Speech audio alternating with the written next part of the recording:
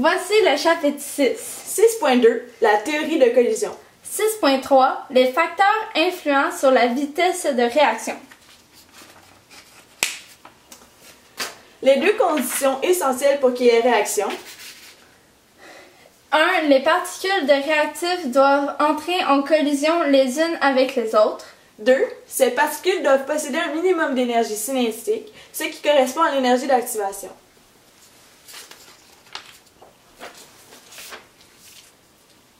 Collision élastique. Une collision élastique se produit lorsque des particules de réactifs se rencontrent sans entraîner de formation de produit.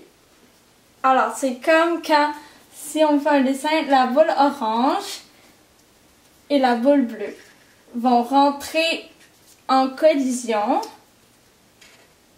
Mais ceux-ci, quand ils vont rentrer en collision, après d'être rentrés en collision, ils vont repartir chacun de leur côté. Ensuite, il y a la collision efficace. Une collision efficace se produit lorsque des particules de réactifs qui possèdent le minimum d'énergie requis pour réagir en collision, cette collision entraîne la formation de produits. Ok, donc c'est comme si la boule orange et la boule bleue vont rentrer en collision.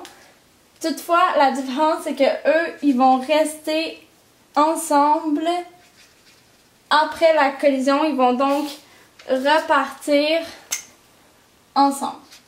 Comme un monsieur et une madame qui se rencontrent, tombent amoureux et veulent tout le temps rester ensemble. Lorsque les particules des réactifs n'ont pas assez d'énergie ou qu'elles se frappent selon un angle inapproprié, on obtient une collision élastique.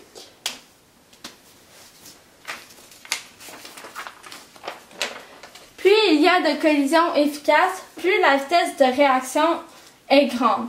La réaction est plus rapide. Le contraire est aussi vrai. Donc, nombre de collisions, flèche en haut, vitesse, flèche en haut. Ou sinon, nombre de collisions est diminue, donc la vitesse va diminuer. Ensuite, en modifiant certains paramètres de la réaction, on peut varier le nombre de collisions efficaces. Les trois paramètres sont la variation du nombre total de collisions, la variation de l'énergie cinétique moyenne et la variation de l'énergie minimum pour réagir. Si le nombre total de collisions augmente, ou si l'énergie cinétique des particules augmente, ou bien que l'énergie minimum pour réagir diminue, la vitesse va augmenter. Et ensuite, si le nombre total de collisions diminue, ou que l'énergie cinétique des particules diminue, ou bien si l'énergie minimum pour réagir augmente, la vitesse va diminuer.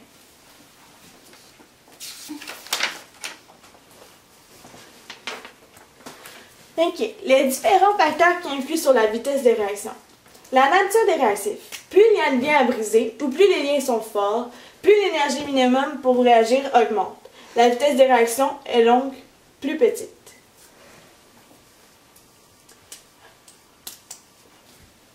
Bref, il y a trois facteurs liés à la nature des réactifs.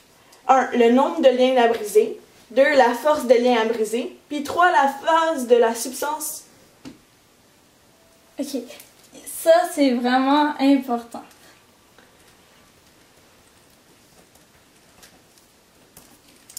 C'est vraiment important. Si vous voulez l'écrire, vous pouvez l'écrire. L'encadrer, le mettre en couleur. Ouais, très important. Ensuite, les facteurs influents sur la vitesse de réaction. Il y a la température. Plus la température augmente, plus la vitesse de réaction est grande. Donc, on peut faire un petit schéma qui dit température comme ça est égale à vitesse comme ça. Ok. Ensuite, il y a la présence d'un catalyseur. Celui-ci abaisse l'énergie nécessaire pour amorcer une réaction et augmente la vitesse de réaction. Donc, on peut voir le graphique ci-dessous.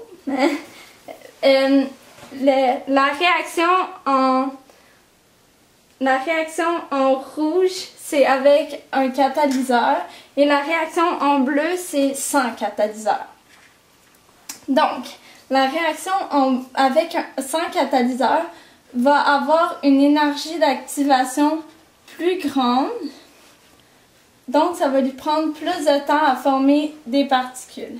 Tandis que la réaction avec un catalyseur va avoir une énergie d'activation plus petite, donc va former des produits plus rapidement. Voilà. La surface de contact des réactifs. Plus on augmente la surface de contact des réactifs, plus la vitesse de réaction est grande. Donc, si on divise une cube en petits morceaux, on augmente la surface de contact.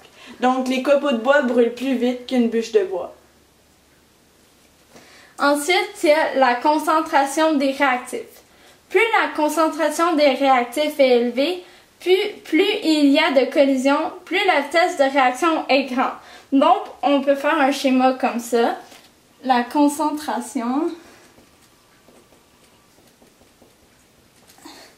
est, plus la concentration est grande, égale le nombre de collisions. Le nombre de collisions augmente, égale à la vitesse augmente. Oups. Voilà. Voilà, c'est tout pour le chapitre. C'est tout pour le chapitre 6.2 et 6.3.